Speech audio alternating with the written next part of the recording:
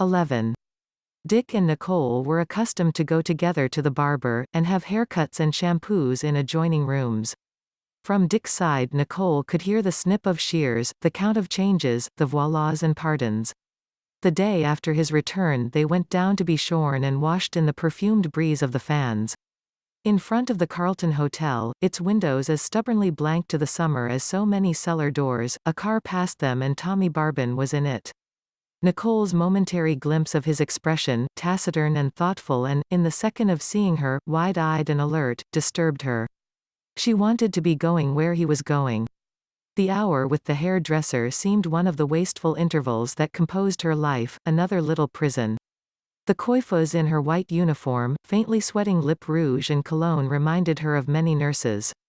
In the next room Dick dozed under an apron and a lather of soap. The mirror in front of Nicole reflected the passage between the men's side and the women's, and Nicole started up at the sight of Tommy entering and wheeling sharply into the men's shop. She knew with a flush of joy that there was going to be some sort of showdown. She heard fragments of its beginning. "Hello, I want to see you. Serious. Single quote. Serious. Single quote. Perfectly agreeable." In a minute Dick came into Nicole's booth, his expression emerging annoyed from behind the towel of his hastily rinsed face. "Your friend has worked himself up into a state. He wants to see us together, so I agreed to have it over with. Come along." "But my hair, it's half cut." "Never mind, come along." Resentfully she had the staring coiffeuse remove the towels. Feeling messy and unadorned she followed Dick from the hotel. Outside Tommy bent over her hand. "We'll go to the Café des Alliés," said Dick. "Wherever we can be alone," Tommy agreed. Under the arching trees, central in summer, Dick asked, "Will you take anything, Nicole?" "A citron pressé." "For me a demi," said Tommy. "The black and white with siphon," said Dick. "Il n'y a plus de black and white. Nous n'avons que la Johnny Walker. Cava. She's not wired for sound but on the quiet you ought to try it. Your wife does not love you," said Tommy suddenly. "She loves me." The two men regarded each other with a curious impotence of expression. There can be little communication between men in that position, for their relation is indirect, and consists of how much each of them has possessed or will possess of the woman in question, so that their emotions pass through her divided self as through a bad telephone connection. "Wait a minute," Dick said. "Donnez-moi du gin et du siphon." "Bien, monsieur." "All right, go on, Tommy. It's very plain to me that your marriage to Nicole has run its course. She is through. I've waited 5 years for that to be so." "What does Nicole say?" They both looked at her.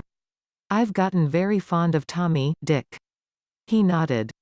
"You don't care for me anymore," she continued. "It's all just habit." Things were never the same after Rosemary. Unattracted to this angle, Tommy broke in sharply with, "You don't understand Nicole. You treat her always like a patient because she was once sick." They were suddenly interrupted by an insistent American, of sinister aspect, vending copies of the Herald and of the Times fresh from New York. "Got everything here, buddies," he announced. "Been here long?" "C'est cela. A les austa." Tommy cried and then to Dick, "Now no woman would stand such, buddies," interrupted the American again. "You think I'm wasting my time, but lots of others don't."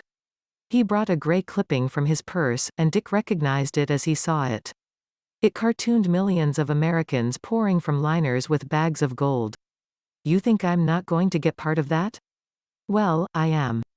I'm just over from Nice for the Tour de France." As Tommy got him off with a fierce allez-vous-en, Dick identified him as the man who had once hailed him in the Rue de Saints-Anges, 5 years before. "When does the Tour de France get here?" he called after him. "Any minute now, buddy." He departed at last with a cheery wave and Tommy returned to Dick. "Elle doit avoir plus avec moi qu'avec vous. Speak English." "What do you mean, doit avoir?" "Doit avoir? Would have more happiness with me. You'd be new to each other. But Nicole and I have had much happiness together, Tommy." "L'amour de famille," Tommy said, scoffing. "If you and Nicole married won't that be l'amour de famille?" The increasing commotion made him break off. Presently it came to a serpentine head on the promenade, and a group, presently a crowd, of people sprung from hidden siestas, lined the curbstone. Boys sprinted past on bicycles, automobiles jammed with elaborate betasseled sportsmen slid up the street, high horns tooted to announce the approach of the race, and unsuspected cooks in undershirts appeared at restaurant doors as around a bend a procession came into sight. First was a lone cyclist in a red jersey, toiling intent and confident out of the westering sun, passing to the melody of a high chattering cheer. Then three together in a harlequinade of faded color, legs caked yellow with dust and sweat, faces expressionless, eyes heavy and endlessly tired.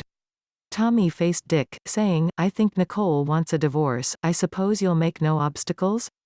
A troop of 50 more swarmed after the first bicycle racers, strung out over 200 yards. A few were smiling and self-conscious, a few obviously exhausted, most of them indifferent and weary. A retinue of small boys passed, a few defiant stragglers. A light truck carried the dupes of accident and defeat. They were back at the table. Nicole wanted Dick to take the initiative, but he seemed content to sit with his face half-shaved matching her hair half-washed.